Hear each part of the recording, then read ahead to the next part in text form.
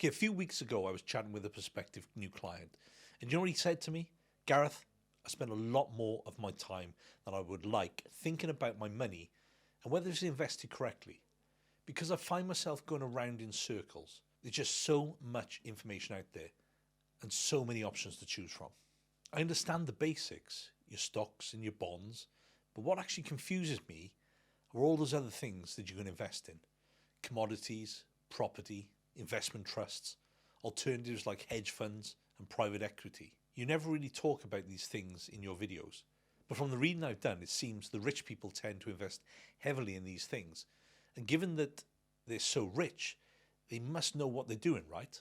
So my current train of thought is, why don't I just copy them? Now, do you know what? This was a really good question, and actually one that I've had from clients in the past.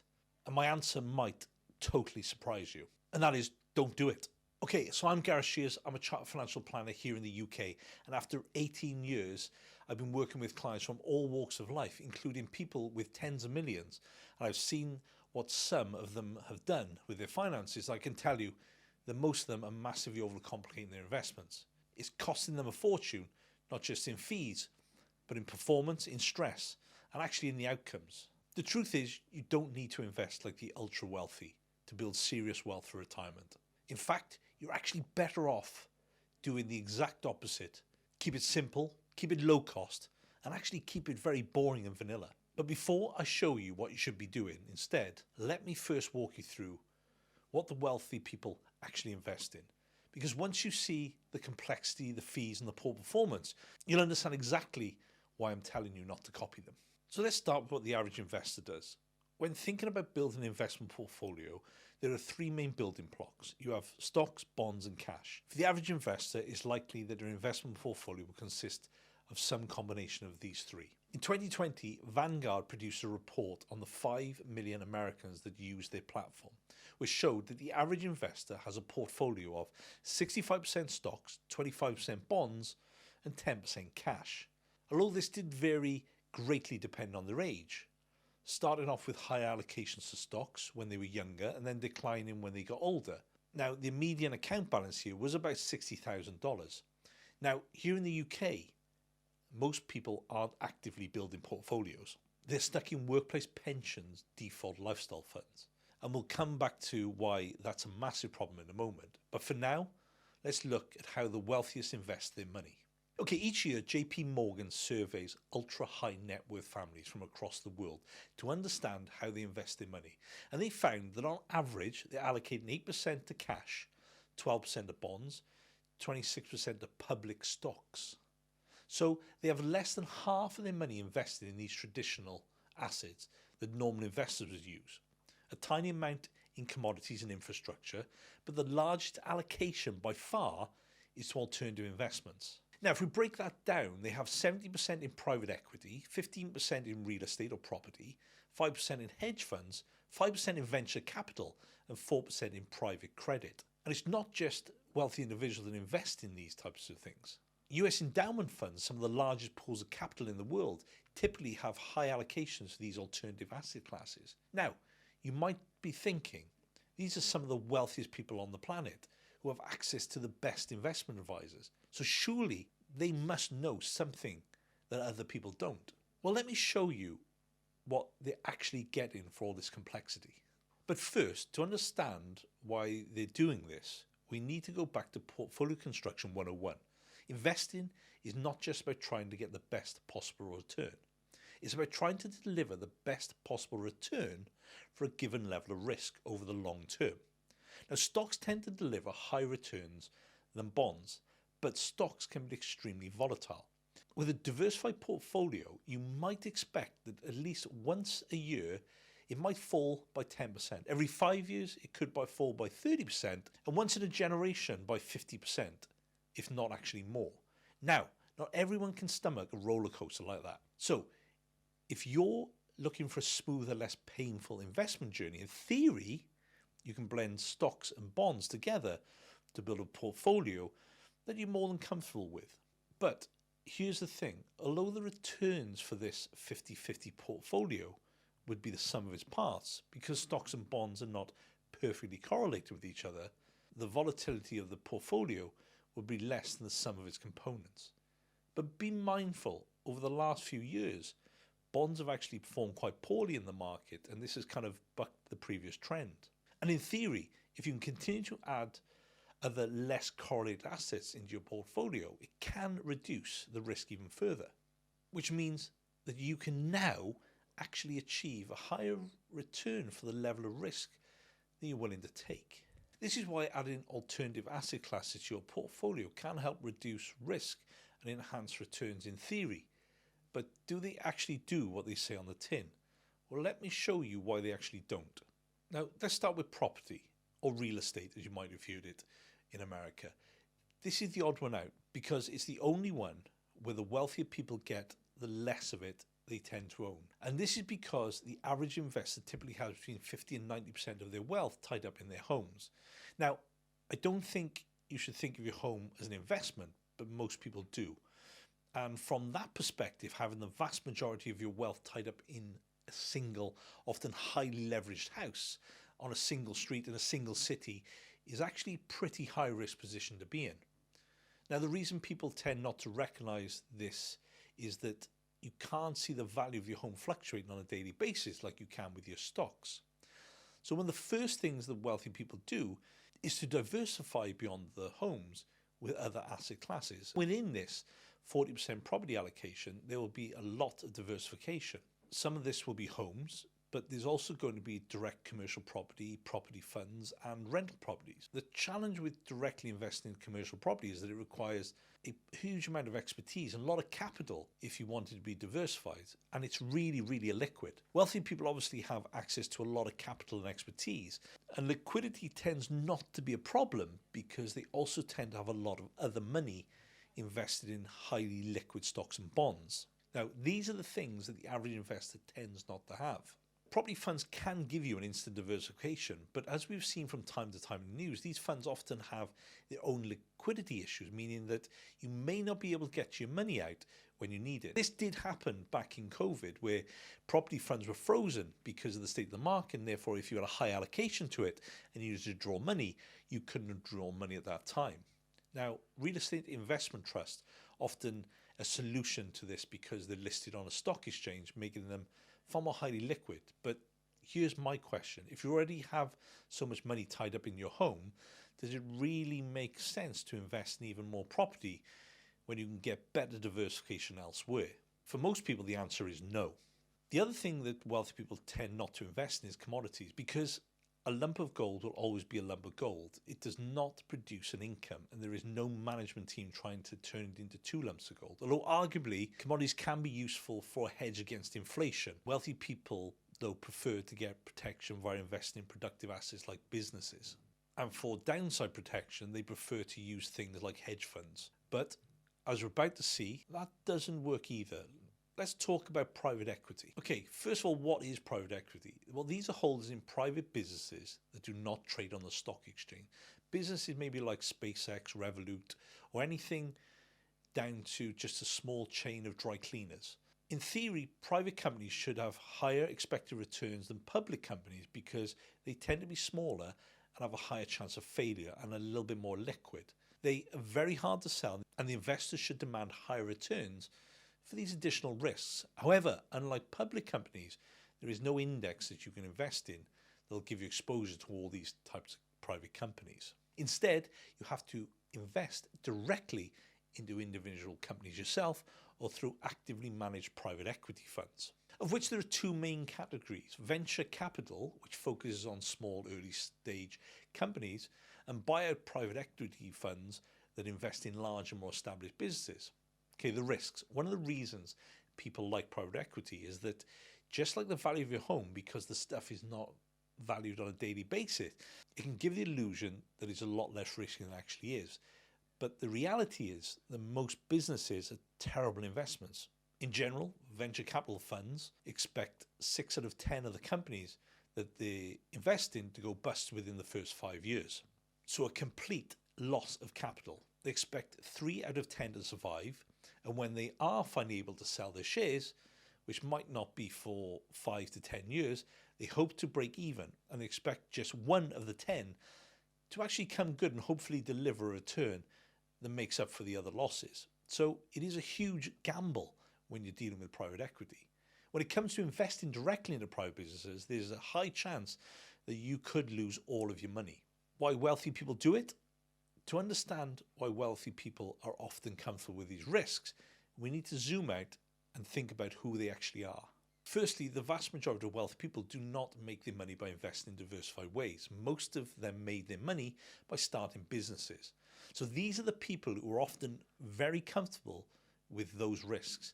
And they then have a network of connections to help find opportunities to invest in. And they have a skill set to not only vet these businesses, but in many cases add value to them if needed.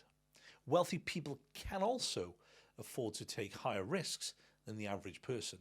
For example, imagine if you're in a position where you could say with confidence you only need 50% of your investments to sustain your family quality of life moving forward. You'd probably invest the 50% in traditional lower risk, higher liquid assets, which means that you're then free to take a lot of risk with the rest of your portfolio and tie it up for a longer term. Now, why you shouldn't blindly copy, this is one of the reasons why it's dangerous to blindly copy investments of other people. Whether this is something you found on YouTube, a famous investor, or just a mate down the pub who has an opportunity. Before copying them, not only do you need to understand why they're making that specific investment, but more importantly, how it fits in with the rest of their portfolio and how they think is going to help them achieve specific goals. Because the chances are that either they are not thought about this properly themselves, or your goals and objectives will be very different to theirs. And if you copy them, you might end up using a sledgehammer to knock in a nail. And then these are the reasons why directly investing into private companies is not suitable for the vast majority of people. And private equity funds and a fee trap. But what about private equity funds when you have a management team that will do all of this for you? Well, firstly, private equity funds are still very, very high risk. They're illiquid, so you may not get your money back for 5-10 years, if at all get it back. And they tend to have very high fees. In a 2020 study reported the average fees for a private equity fund was the equivalent of 6% a year. If you think that some portfolios like Vanguard ones are less than 0.2% for a portfolio, that's a lot of money. That is why private equity is known as the billionaire factory, because these managers make so much money for themselves, but what about their investors? Ultimately, fees are irrelevant if the performance is still good. And there's evidence that the private equity funds have in aggregate outperformed public market stocks in the past. However, there's a huge amount of dispersion within these results, with one study finding that the top performing quartile funds would have left you the equivalent of 81% better off than investing in the S&P 500 over the lifetime, whereas the bottom quartile would have you left you down 32%. For venture capital, it's even wider, with the top quartile outperforming by 111% and the bottom quartile down 57%. But here's the problem. Of the private equity managers whose previous funds were in the top quartile, only 34% of them went on to raise another fund that was in the top quartile. So past performance, as we always say, is certainly not a reliable indicator of future results. And a well-known saying is that only way to find a good private equity fund is to find one that won't take your money, because the best funds tend to be the small and so exclusive that even extremely wealthy people struggle to get into. Now, here in the UK, the government does offer generous tax incentives through schemes like the EIS, CDIS and venture capital trusts. And there are certain situations where I do recommend these to my clients, but it's still only ever for people that are comfortable with the risks and people that have a large amount of liquid assets. And even then, we'd only be looking to invest up to 10% of their overall portfolio in these higher risk investments. Now, what about a hedge fund? Hedge fund is a term used to refer to a wide variety of different funds. Some are designed to deliver returns that are less correlated with traditional stocks and bonds. Others are absolute return funds that use tactics like short selling to try and produce positive returns, no matter whether the markets are rising or falling. One thing that seems to be consistent is that there are high fees. Most hedge funds charge a fee of 2% plus per year, On top of that, a 20% plus performance fee. But a fascinating paper found that investors actually end up losing about 50% of their returns to the performance fees, because hedge fund investors typically invest in more than one fund, and over time some of these funds may do well and you'll pay performance fees there, and others won't perform well, but your perspective across your whole portfolio, you may end up paying away much more than 20% of your gains in performance fees. And what performance should we expect? Well, here we have the risk and return of publicly traded US stocks and bonds in a 60-40 portfolio of the last 20 years. And here is the average performance of the hedge funds in each of these categories. You can see that the returns characteristics are not that dissimilar from bonds. In fact, Warren Buffett proved this point in the real world. Back in 2008, he made a 10-year bet with the hedge fund industry that a simple low-cost S&P 500 index fund would beat a hand-picked portfolio of hedge funds once all the fees and costs were included. A hedge fund firm called Protege Partners took the bet, and before the end they conceded defeat. The index fund won by a very wide margin, and Buffett summed it up perfectly. He said, the managers were honest and intelligent, but the results for investors were totally dismal. While the managers still walked away with huge compensation, it's a great reminder that complexity does not equal better returns, especially when the fees are quietly doing the damage in the background. So alternative investments as a whole are often high risk, and they have high fees, and they're complicated as hell. And for the average investor, there is no clear compelling advantage. Even with wealthy people, I believe that the reasons why they end up investing in this stuff are often irrational. Let's say you're someone like Lewis Hamilton, someone who comes from a world where the more skillful you are, the more effort you put in, the better results you will get. When Lewis goes looking to invest his money, he's not likely to want to settle for the average return of an index fund that any man or woman on the street can get. He's going to seek out the best, most exclusive, often most expensive investment advisor who will offer him up more complex solutions. Smart people love complex solutions, and smart people like Lewis love nothing more than a complex solution. And in reality, investing is counterintuitive, and it's typically the most simple, low-cost solutions that are the easiest to stick with, that provide the best results in the end. So, after showing you all that complexity, let me now show you what you should actually be doing instead, and it's far simpler than you think. So step one is build a cash buffer. Keep 1 to 2 years worth of expenses in easy accessible cash, not invested, not in bonds, just purely in cash. If you can get a good interest rate, all the better, but it needs to be in the bank and easy accessible. This is your safety net. When the markets crash, and trust me, they will, because historically they always do, you don't want to sell your investments at a loss. You then live off your cash reserves, let your investments recover, and by the time you need to access them again, the markets should have bounced back. This alone will save you from making the single biggest mistake investors make, panic selling when the market's at the bottom. And step two, invest the rest in the markets. Everything else goes into a globally diversified portfolio of stocks. That is it. UK stocks, US stocks, European stocks, Asian stocks, emerging markets, low-cost index funds that track the entire global market, and buy the capital markets of the world.